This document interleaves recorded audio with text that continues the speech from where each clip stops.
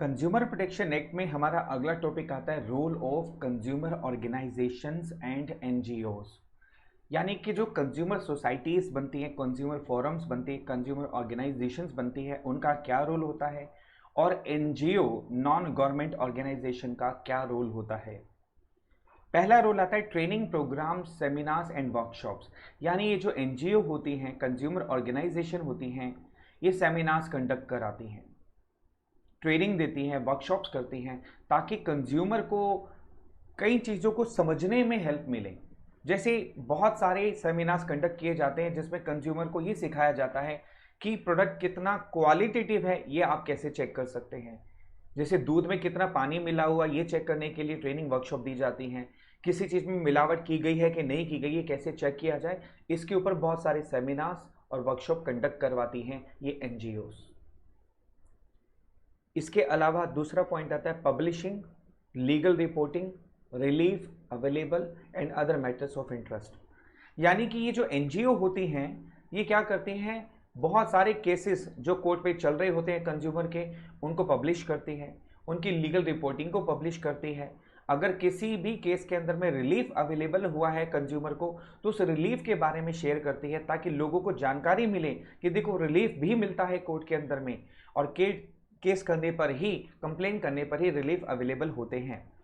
या कोई ऐसा मैटर ऑफ इंटरेस्ट होता है जिसको कंज्यूमर को जानना चाहिए, उसको भी अलग अलग न्यूज़पेपर में, मैगजीन में पब्लिश करवाती हैं ये एनजीओज।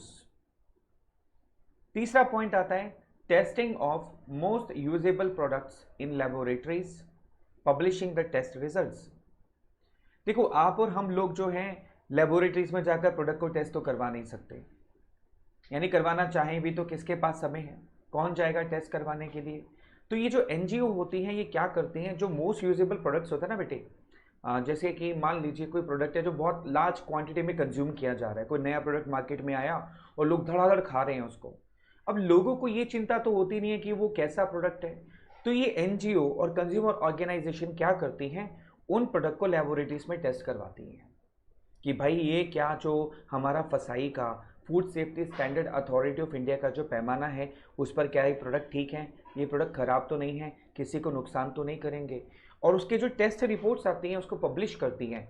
देखो, उससे दो फायदे हैं। एक तो पब्लिक को तसल्ली हो जाती है कि प्रोडक्ट्स ठीक है, अच्छा है, मतलब एज पर टेस्ट बेटर है। और अगर कोई दिक्कत आ रही है तो उससे लोग अवेयर हो सके कि इसमें कमी है या ये दिक्कत आ सकती है। मेन मकसद पता है क्या है इन एनजीओ का, आपको अलर्ट कराना, जगाना। जागो ग्राहक जागो, ठीक है, आपको जगाना, अलर्ट कराए रखना, ठीक है।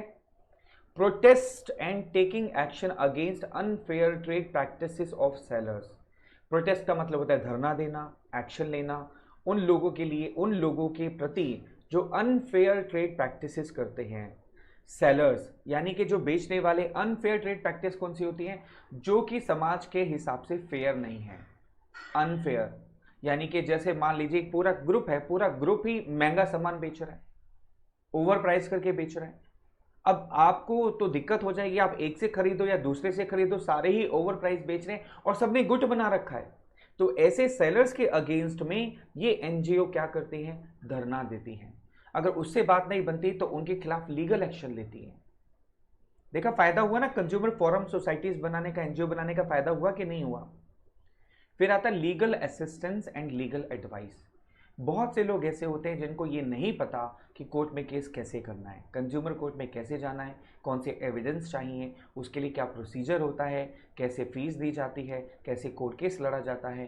तो ये जो कंज्यूमर ऑर्गेनाइजेशन होती हैं, जो एनजीओज होती हैं, ये लीगल असिस्टेंस देती हैं उनको, यानी सहायता देती हैं लीगली, उनको एडवाइस देती हैं, एडवोकेट से मिलाती हैं, फीस का प्रबंध करती हैं, ताकि बड़ी बड़ी कंपनियों के अगेंस्ट में केस फाइल किए जा सकें।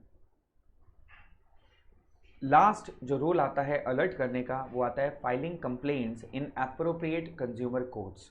जहां पर लगता है इन एनजीओ को कि कोई भी आगे नहीं आ रहा कोर्ट केस करने के लिए, तो एनजीओ खुद ये वहां पर जाकर के कोर्ट केस करती हैं। और हमने डेफिनेशन में पढ़ा था कि ये भी कोर्ट केस कर सकती हैं, ठीक है। तो filing complaints in appropriate consumer courts, जहां पर इन कंज्यूमर ऑर्गेनाइजेशन को लगता है, एनजीओ को लगता है कि अब कोर्ट केस करने की ज़रूरत है, तो ये कोर्ट केस भी करती हैं। यहां पर आता है ये हमारा रोल ऑफ कंज्यूमर ऑर्गेनाइजेशन, यानी कि अलर्ट कराना, आपको जगाए रखना। जागो ग्राहक जागो, अलर्ट हो जाओ बेटा, अलर्ट। ALERTS, ए से एक्शन यानी कि प्रोटेस्ट करना नहीं तो एक्शन लेना, एल से लीगल एडवाइस देना, ई से ensure legal reporting, legal reporting ensure करना, रिपोर्टिंग कंप्लेंट्स, अगर कोई कंप्लेंट्स दर्ज होती हैं कंज्यूमर कोर्ट में उसको रिपोर्ट करना, लोगों तक पहुंचाना। Testing products in laboratories, laboratories में मोस्ट कंज्यूमर प्रोडक्ट्स को टेस्ट करना, बहुत सारे सेमिनार्स करना और बहुत सारी वर्कशॉप्स कंडक्ट कराना। यह है role of consumer organisation, alert. तो हमेशा अलर्ट रहना। देखो दिमाग में बिठा दो कि एनजीओ का काम क्या है, आपको अलर्ट करना। कंज्यूमर ऑर्गेनाइजेशन का काम क्या है, आपको अलर्ट करना। ये क्वेश्चन आ सकता है बेटे। एक क्वेश्चन और छोटा सा बनता है, उससे पहले क्या आपने नोट किया, आपने ये क्या आपने ये रोल ऑफ कंज्यूमर ऑर्गेनाइजेशन अपने नोटबुक में नोट किए, नोट्स बनाए? बेटा गलती मत करो।